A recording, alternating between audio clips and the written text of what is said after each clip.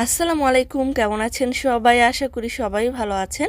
যে যেখান থেকে এই ভিডিওটি দেখছেন সবাইকে শুভেচ্ছা জানাচ্ছি। আজকের ভিডিওতে জানিয়ে দেব কুয়েতের সর্বশেষ খবর।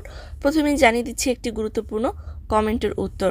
গত কয়েকটি ভিডিওতে একই ধরনের কয়েকটি কমেন্ট এসেছে, সেটি হলো যে বাংলাদেশ থেকে পাসপোর্ট বানালে কুয়েতে ফিরতে কোনো সমস্যা হবে কিনা। উত্তর হলো যে নতুন ভিসাধারী হলে পূর্বে যদি কুয়েতে থেকে থাকেন সেক্ষেত্রে নতুন পাসপোর্ট বানালে তথ্যের পরিবর্তন হলেও কুয়েতে ফিরতে পারবেন, কোনো সমস্যা নেই। আর যদি পুরানো ভিসাধারী হন সেক্ষেত্রেও নতুন পাসপোর্ট বানালে তথ্যের কোনো পরিবর্তন না থাকলে কুয়েতে ফিরতে কোনো সমস্যা হবে না। তবে ফেরার সময় অবশ্যই দুটো পাসপোর্ট একসাথে রাখতে হবে। আর যদি তথ্যের কোনো পরিবর্তন থেকে থাকেন সেক্ষেত্রে কোনো নিশ্চয়তা দেয়া যাচ্ছে না কুয়েতে ফেরার পর সিভিল আইডি কার্ডে আকামা নিয়ে কোনো সমস্যা হবে কিনা তা পূর্বেই বলা যাচ্ছে না। আসলে বর্তমানে পাসপোর্ট নিয়ে অনেক প্রবাসীরাই বিভিন্ন ধরনের জটিলতায় ভুগছে। আশা করছি কর্তৃপক্ষ এই বিষয়টি গুরুত্বপূর্ণভাবে দেখবেন এবং সহজভাবে এর সমাধান করবেন। জানিয়ে দিচ্ছি কুয়েতের আভ্যন্তরীণ কিছু তথ্য।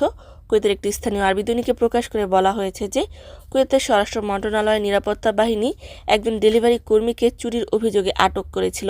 তার বিরুদ্ধে অভিযোগ ছিল যে ওই ডেলিভারি চালক অনলাইনে কেনা কাপড় দিতে এসে কাপড় না দিয়ে টাকা চুরি করে পালিয়ে যায়। এই মর্মে একজন কুয়েতি নাগরিক হাওলি থানায় তার বিরুদ্ধে মামলা দায়ের করে।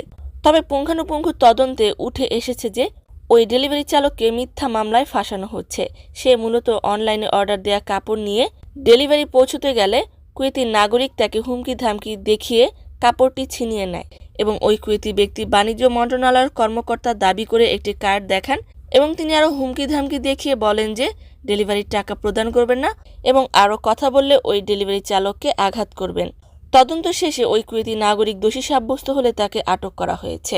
আরও একটি রিপোর্টে প্রকাশ করে বলা হয়েছে যে কুয়েতের আন্তর্জাতিক বিমানবন্দরের টার্মিনাল 4-এ কুয়েত এয়ারলাইন্সের একজন কাস্টমস কর্মকর্তার সাথে খারাপ আচরণ করলে তাকে আটক করা হয়েছে।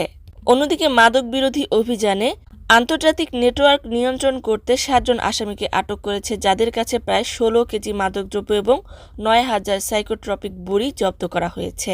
অন্যদিকে কুয়েতের আমগারা সিক্রাপ এলাকায় একটি ট্যাঙ্কার তৈরির ঢালাইয়ের কাজ চলাকালীন ট্যাঙ্কার বিস্ফোরণের প্রতিক্রিয়ায় একজন ব্যক্তির মারাত্মক আহত সহ একজন শ্রমিকের মৃত্যু হয়েছে। আজকের কুয়েতে সর্বশেষ কারেন্সি হলো কুয়েতি 1 দিনারে বাংলাদেশি 400 টাকা।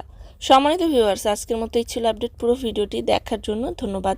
এ ধরনের ভিডিও পেতে চাইলে ইউটিউব চ্যানেলটিকে সাবস্ক্রাইব করে দিবেন, ফেসবুক পেজটিকে লাইক এবং ফলো করে দিবেন। যারা পূর্বেই করেছেন সবাইকে ধন্যবাদ। আজকের মতো বিদায়। আল্লাহ হাফেজ।